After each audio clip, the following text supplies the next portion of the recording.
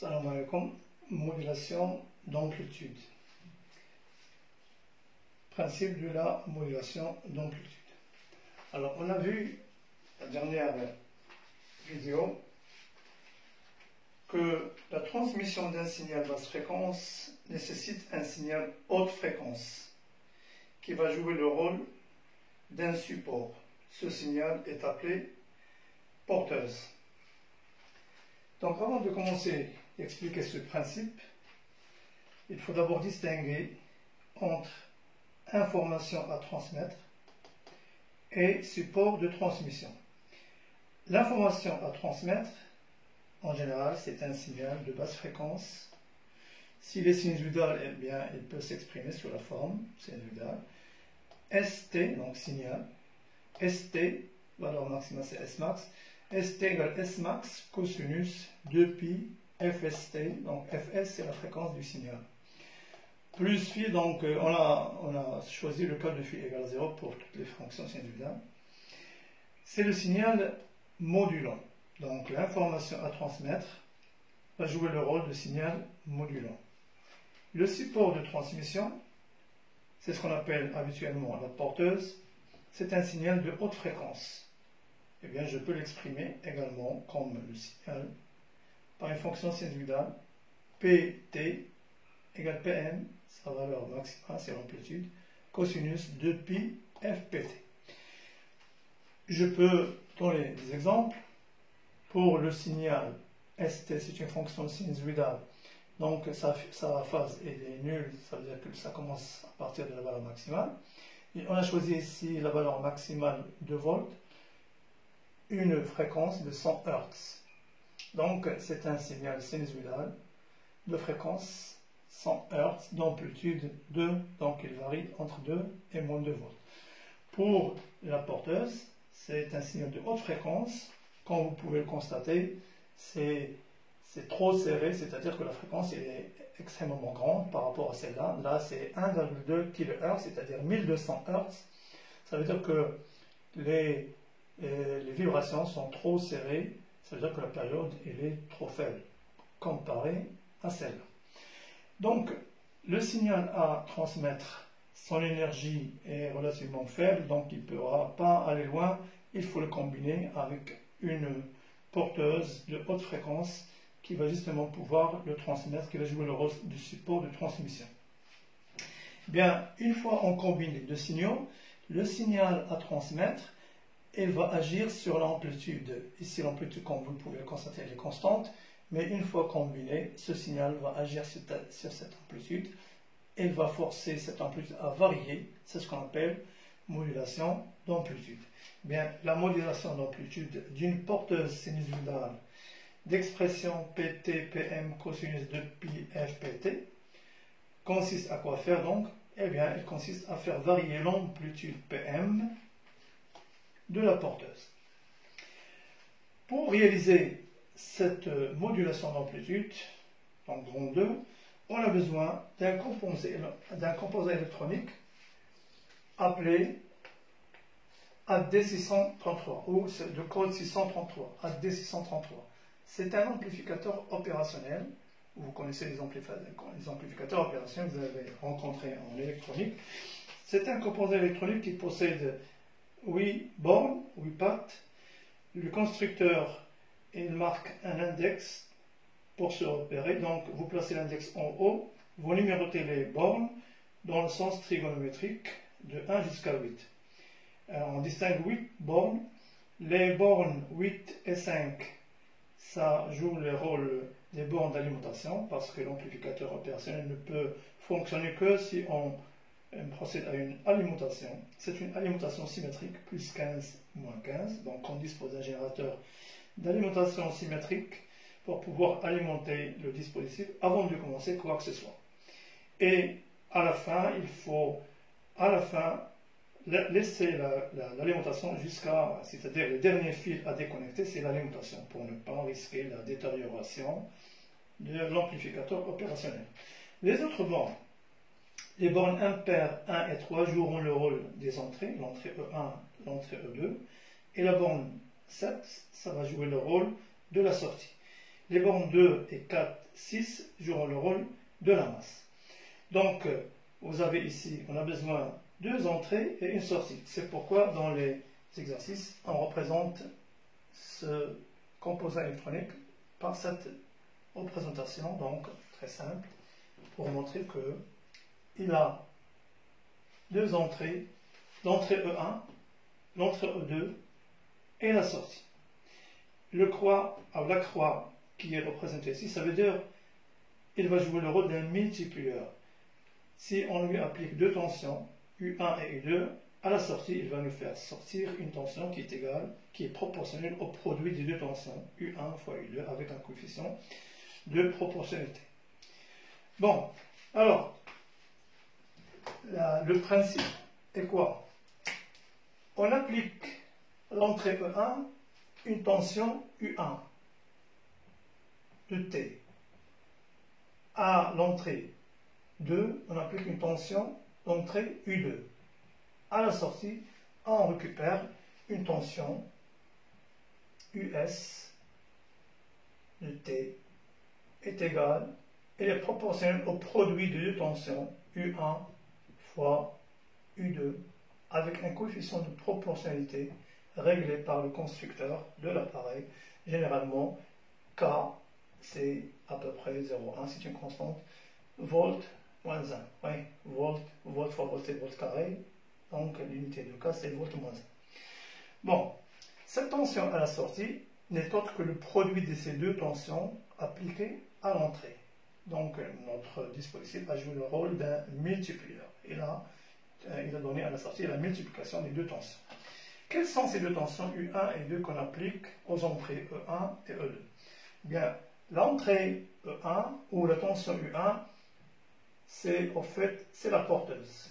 U1, c'est la porteuse, PT, c'est-à-dire l'expression PM cosinus 2pi FPT. À l'entrée E2, on applique la tension U2. Eh bien, cette tension, ce n'est pas seulement le signal, mais le signal auquel on ajoute une tension, ce qu'on appelle l'offset, ou tension de décalage. C'est une tension continue qu'on ajoute à ce signal. Et si ST est une fonction sinusoïdale, eh bien, on va obtenir Sn cosinus de pi FST plus U0. Donc, à la sortie, on va recevoir la tension US égale K, facteur, c'est-à-dire donc multiplié par U0 plus Sm cosinus de pi FST, multiplié par la porteuse, donc Pm cosinus de pi FPT. C'est-à-dire, si je déplace Pm, facteur de U0, bon, je peux garder St d'abord, St plus U0, que multiplie cosinus de pi F porteuse T. Alors, j'obtiens donc, tout ceci, c'est une amplitude, donc c'est l'amplitude UM de cette fonction cosinus de pi FPT. Bien, cette amplitude, elle dépend du temps. C'est pourquoi on marque U de T, UM de T. Donc, la tension à la sortie du multiplieur qu'on a obtenue, c'est une tension sinusoïdale, mais dont l'amplitude n'est plus constante, comme vous pouvez le constater ici, et n'est plus constante, elle est variable, elle est au cours du temps. C'est-à-dire que cette amplitude peut être écrite sous cette forme. C'est un KPM fois ST plus U0. Alors si on pose KPM est égal à un certain petit a, un coefficient, et U0 égale un coefficient B, eh bien on obtient l'amplitude de la tension à la sortie du multiplieur, c'est égal à facteur ST plus B. Autrement dit, l'amplitude de la tension à la sortie du multiplieur, c'est une fonction affine, ST, c'est une fonction affine de la tension du signal à transmettre. Et bien dans ce cas, on dit qu'on a réalisé une modulation d'amplitude. Bon, alors, la qualité de cette modulation, l'expérience montre qu'elle dépend de la tension de décalage qu'on ajoute et de la fréquence du signal utilisé. Également, bien sûr, la fréquence de la porteuse. Bon, on peut évoquer les différentes situations, les différents cas qu'on peut rencontrer. On va revenir à cette démonstration. Alors, pour mieux comprendre, je suppose la situation suivante.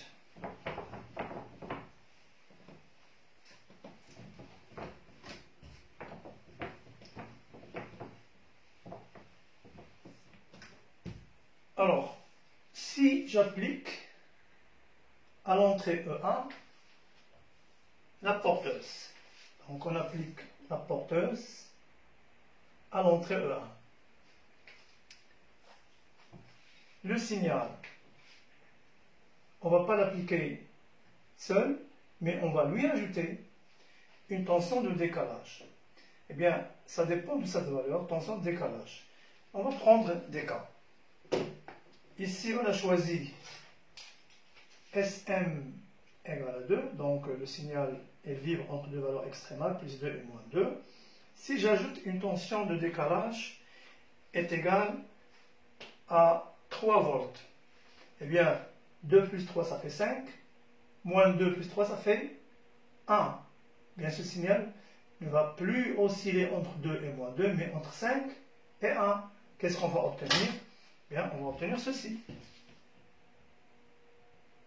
C'est-à-dire, le signal, il sera décalé parce qu'on lui a ajouté une tension de décalage. Donc, il est décalé de 2 unités, de 3 unités si on lui ajoute U0 égale 3 volts. Eh bien, il va vibrer, il va osciller entre plus 5 et 1. Si maintenant on lui ajoute une tension exactement à égale Sm, c'est-à-dire une tension qui vaut U0 égale 2 volts, eh bien on va le décaler de 2 volts, et bien il va vibrer entre 2 plus 2 ça fait 4, moins 2 plus 2 ça fait 0. Donc il va osciller entre plus 4 et 0. Et sa forme reste la même, c'est-à-dire la même fréquence. Si maintenant on lui ajoute une tension plus petite que Sm, c'est-à-dire je lui ajoute une tension de décalage est égale plus 1 seulement. Bien, 2 plus 1 ça fait 3, moins 2 plus 1 ça fait moins 1. Il va vibrer entre 3 et moins 1. Alors, imaginons on applique la tension porteuse à l'entrée E1 et on applique à tour de rôle une de ces trois tensions. Si j'applique la première, qu'est-ce que je vais obtenir à la sortie? Bien, on va obtenir une tension modulée, une tension d'amplitude qui n'est plus constante, mais ce signal va pouvoir moduler cette tension porteuse. Qu'est-ce qu'on va obtenir? Eh bien, on va obtenir ceci. C'est-à-dire, cette tension signal va jouer le rôle en quelque sorte d'une enveloppe de la tension modulée, la porteuse. Autrement dit, l'amplitude de la porteuse va varier. Et cette variation suit exactement la forme de la tension signal. Comme si vous supposez que le signal module la tension, il module la tension porteuse, il module l'amplitude de la tension porteuse, c'est-à-dire il la fait varier et lui impose qu'elle varie en suivant sa forme. Si maintenant on applique cette tension S plus U0 qui est égale à 2 volts, eh bien on aurait ceci. C'est-à-dire que l'amplitude, c'est vrai, il va varier, mais il va varier. Là, les variations, c'était entre deux valeurs maximales, extrémales, maximale, minimale, maximale. Mais là, entre valeur maximale, 0, maximale, 0. Alors, cette modulation elle est meilleure que celle-là, elle est bonne, celle-là, elle est critique si vous voulez, c'est à la limite. Si on applique une tension de décalage U0 égale 1 volt, eh bien, on obtient ceci. C'est-à-dire, il y a toujours variation de l'amplitude, mais vu que ça peut descendre au-dessus de l'axe des temps, on obtient une modulation de ce genre qui n'est plus bonne, elle est mauvaise. Donc la qualité de la modulation, la meilleure c'est celle-là. Ça c'est modulation critique, ça c'est une surmodulation. Donc les deux c'est à écarter et donc la première c'est la bonne qualité. Oui, alors c'est vrai que on peut jouer bien sûr sur d'autres paramètres. On peut par exemple brancher la sortie S directement à une des deux voies de l'oscillo et l'autre E2 également à l'autre voie et éliminer le temps, c'est-à-dire la base des temps. Qu'est-ce qu'on va obtenir? On va obtenir, si vous voulez, la tension US en fonction de la tension U2. C'est ce qu'on appelle mode XY. Dans ce cas, ces courbes seront modifiées. Bien, on va obtenir à la place de cette courbe, on va obtenir ce qu'on appelle un trapèze. Donc, lorsqu'on obtient un trapèze, eh bien, c'est preuve que là, vous avez une bonne modulation. Dans ce cas, on n'obtient pas un trapèze, mais un triangle. Hein? C'est à la limite de la modulation. Et dans ce cas, on obtient deux triangles, un petit et un grand. Alors, le petit, ça correspond à là, et le grand, ça correspond à ça. Donc, pour ces schémas qui permettent d'illustrer cette opération de modulation d'amplitude. Alors maintenant, si on est dans le cas de la bonne modulation, c'est-à-dire on obtient un signal comme ceci.